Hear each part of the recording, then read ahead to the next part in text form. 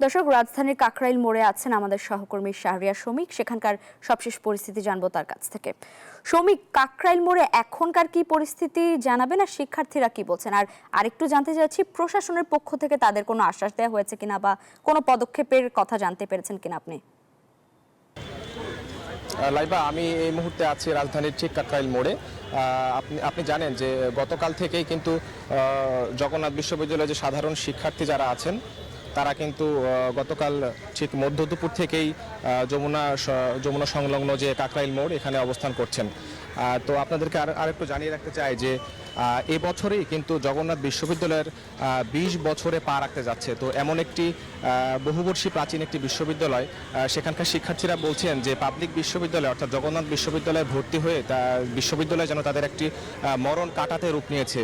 তারা কারণ হিসেবে বলছেন, অর্থাৎ তারা মূলত 3টি দাবি উপস্থাপন করেছেন। সেই দাবিগুলোর মধ্যে 3টি দাবি হচ্ছে তাদের যে মোটামুটি 70% শিক্ষার্থী তাদেরকে আবাসন ভাতা দেওয়ার ব্যাপারে তারা দাবি উঠিয়েছেন, এবং 2025-26 অর্থ বছরে তাদের বিশ্ববিদ্যালয়ের পক্ষ থেকে দেওয়া 105 কোটি টাকার যে বাজেট, সে বাজেট যেন কোনোভাবে কাটছাট না করে পাশ করা হয়, সরকারের প্রতি তারা এই আহ্বান জানিয়েছেন। এবং তাদের তৃতীয় যে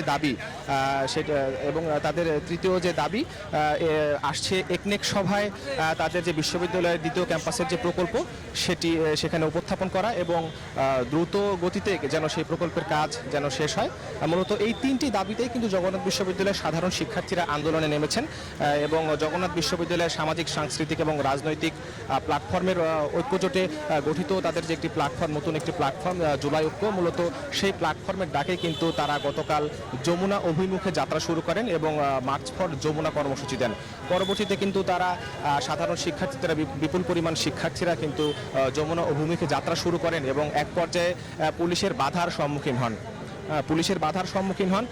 পরবর্তীতে কিন্তু পুলিশ তাদেরকে আটকানোর চেষ্টা করার এক পর্যায়ে কিন্তু তাদের সাথে, সাধারণ শিক্ষার্থীদের সাথে পুলিশের কিন্তু ব্যাপক ধস্তাধস্তির ঘটনা ঘটে। এক পর্যায়ে কিন্তু পরিস্থিতি সামাল দিতে পুলিশ তাদের শিক্ষার্থীদের উপরে লাঠিচার্জ শুরু করেন এবং টিয়ার শেল নিক্ষেপ করেন এবং সাউন্ড গ্রেনেড কিন্তু তাদের উপরে নিক্ষেপ করা হয়।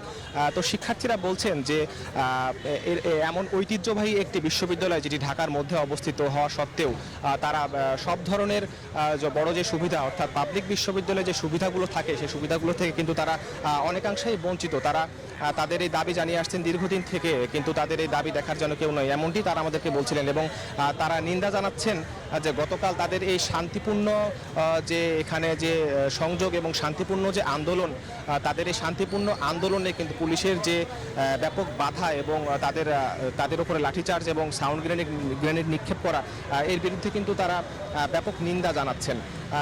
লাইভ, আপনাকে আরও জানিয়ে রাখতে চাই যে জবের এই আন্দোলন কিন্তু দীর্ঘদিনের আন্দোলন। বিশেষ করে জুলাই আন্দোলনের পর কিন্তু তাদের যে এই আন্দোলন এবং দাবি দেওয়ার যে বিষয়গুলো তা কিন্তু আরও বড় পরিসরে কিন্তু উঠে আসে। তারা ক্যাম্পাসে অনশন থেকে শুরু করে সচিবালয় ঘেরাও সব ধরনের কর্মসূচি কিন্তু তারা পালন করেছেন। এবং গত মঙ্গলবার অর্থাৎ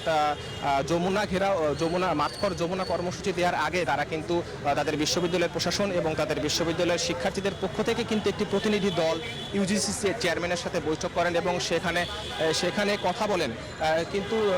কিন্তু তারা বলছেন যে ইউজিসিতে কথা বলার পরেও এবং সরকারের বিভিন্ন মহলে কথা বলা এবং বৈঠক হওয়ার পরেও কিন্তু কোনো ধরনের কোনো ইতিবাচক ফলাফল কিন্তু তারা এখন পর্যন্ত পায়নি। তো তারা আমাদেরকে যেমনটি বলছেন যে তাদের 3 দফা দাবি এবং গতকাল আরেকটি দাবি যুক্ত হয়েছে যে অমানবিকভাবে পুলিশ তাদের উপরে যে নির্যাতন চালিয়েছে এবং লাঠিচার্জ করেছে, সেই আরেকটি দাবি তারা যোগ করেছেন যে পুলিশের এই লাঠিচার্জের বিচার তারা চান।